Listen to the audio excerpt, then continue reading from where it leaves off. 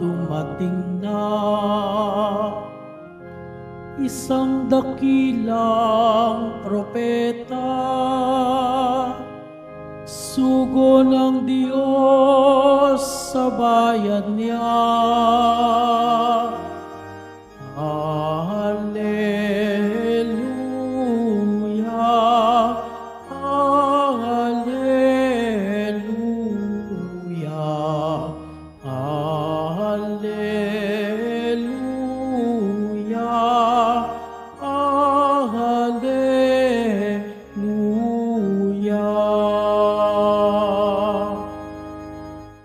Sumainyo ang Panginoon. At sumaiyo rin. Ang mabuting balita ng Panginoon ayon kay San Marcos. Papuri sa iyo, Panginoon.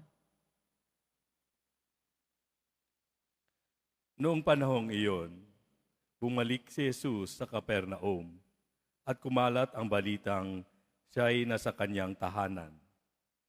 Kaya't nagkatipon ang napakaraming tao, ano pa't wala nang matayuan kahit sa labas ng pintuan.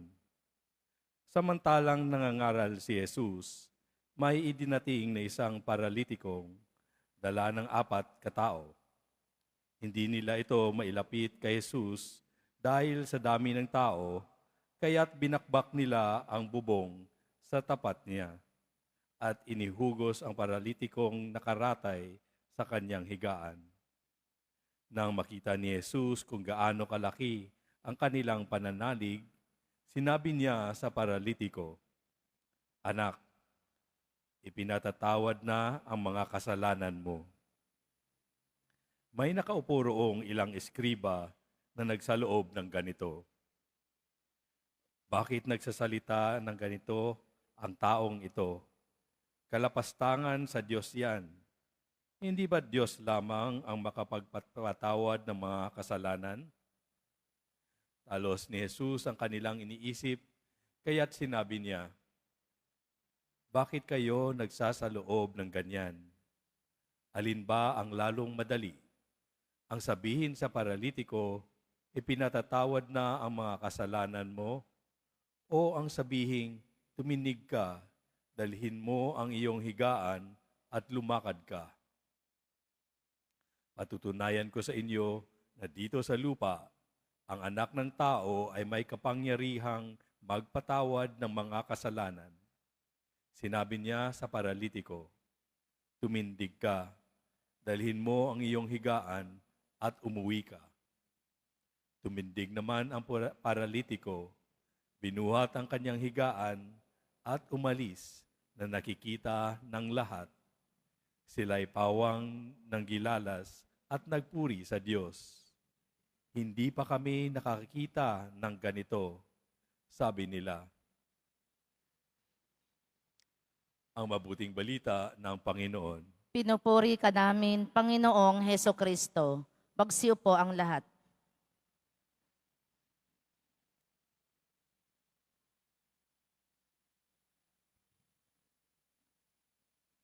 Magandang umaga po sa inyong lahat at maligayang pagdating sa tahanan ng ating mahal na pong Jesus Nazareno.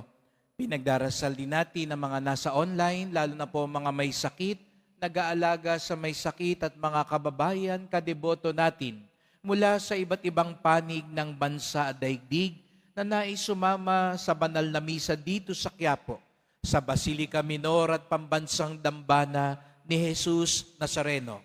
Araw ng Biyernes, araw ng debosyon, araw ng mga deboto, at higit sa lahat, araw ng ating pinakamamahal. Kaya't bigyan natin ng papuri, parangal at pasasalamat ating minamahal na Nuestro Padre Jesus Nazareno. Sa unang pagbasa natin ngayon ay binibigyang ugnay ng may akda ng sulat sa Hebreo ang pamamahinga at paniniwala. Kung nakinig po kayong maigi, mapapansin nyo na paulit-ulit na binasa kanina yung dalawang salitang yun, pamamahinga at paniniwala, na ang tao daw na tunay na naniniwala nakapagpapahinga. Tingnan nyo nga yung katabi nyo, mukha bang nakapahinga yan o mukhang pagod na? No? Maaga pa lang, mukha bang puyat at pagod o mukha siyang nakapahinga at malakas? Siguro nga ho, kaya kadalasan maraming tao ang nakikitang natutulog sa simbahan dahil dito nakasusumpong ng pahinga. Gising ba yung katabi mo? Intindihin mo na lang. Baka dito ka sa simbahan nakahanap ng pahinga sapagkat ang paghuhugutan natin ng lakas ay walang iba kung hindi ang mahal na pong Jesus Nazareno. Oo nga po, sa labas, nakakapagod, nakakalito, napakabigat. Kaya naman dumadayo ka pa dito sa Quiapo para makapagpahinga. Alam niyo yung ibang tao nga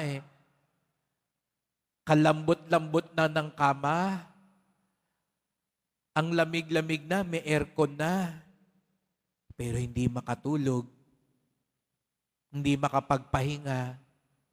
Kailangan pang uminom o magturok o magpunta sa doktor.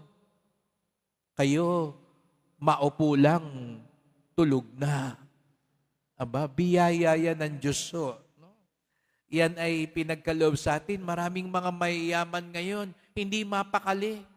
Kaya nga di ba may mga artista na ang kinamamatay, na overdose dahil gusto nilang, hindi sila makatulog, hindi sila makapagpahinga. Tuliro at ang daming inaalala. Kaya pala sabi sa unang pagbasa, ang may paniniwala makasusumpong ng pahinga. Totoo naman po yun mga kapatid. Sapagkat pag tayo naniniwala, hindi natin nilalagay lahat sa kamay natin. May ugnayan talaga ho yun.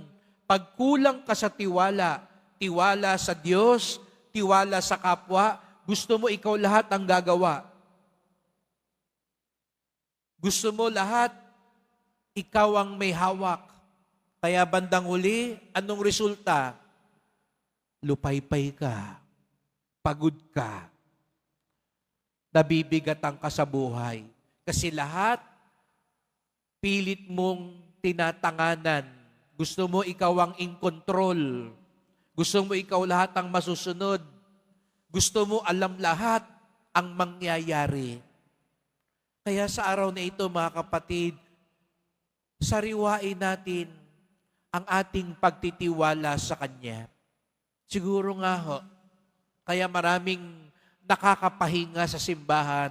Sana ito'y hudyat na marami rin ang nagtitiwala sa Diyos. Ang nagsasabi, mahal na pong Nazareno, ang dami kong problema ngayon, ang dami kong kailangang gawin, ang dami kong inaalala at kinakatakutan, pero makapagpapahinga ako, magiging mapayapa ako, sapagkat mahal na pong Nazareno, naniniwala ako sa iyo higit sa lahat. Hindi sa kamay ko, kundi sa kamay mo makapangyayari ang lahat. Ang nagsasabing, nagtitiwala ako sa mahal na pong Nazareno, itaas nga ang kamay at pumalakpak ng mas malakas.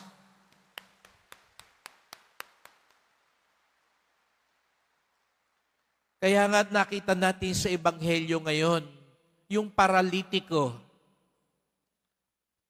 Sino ba ang paralitiko? Hindi makapaglakad, hindi nga makagalaw.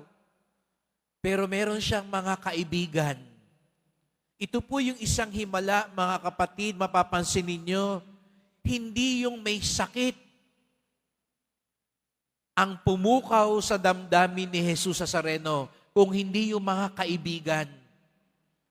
Ganun na lang daw kabuti yung kaibigan nitong paralitiko, binakbak pa yung bubong ng bahay para maibaba yung paralitiko. Kaya nabagbag ang damdamin ni Jesus sa Nazareno. Kaya ngayon sa misang ito, baka meron kayong mga kaibigan, kamag-anak na may sakit, hindi makapunta dito sa Quiapo. Pagdasal nyo rin sila.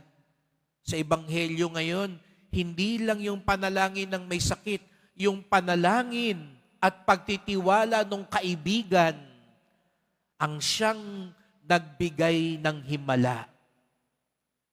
Maantig si Jesus Nazareno sa mga tunay na kaibigan. Baka nga, mas matuwa pa ang pong Nazareno, sabihin nyo, sige po, hindi muna yung dasal ko. Mas nangangailangan yung kaibigan ko ngayon, yung kakilala ko ngayon na stroke. Yung kakilala ko ngayon, lubog sa utang. Yung kakilala ko ngayon, hindi makatulog. Dinggin nyo po. At huwag kayong mag-alala. Hindi ho kuripot ang Nazareno na kapag binigyan yung pinagdasal nyo, hindi na rin kayo bibigyan. Hindi po ganun ang Diyos. Mas natutuwa nga po ang Diyos kapag hindi sarili lang natin ang pinagdarasal natin.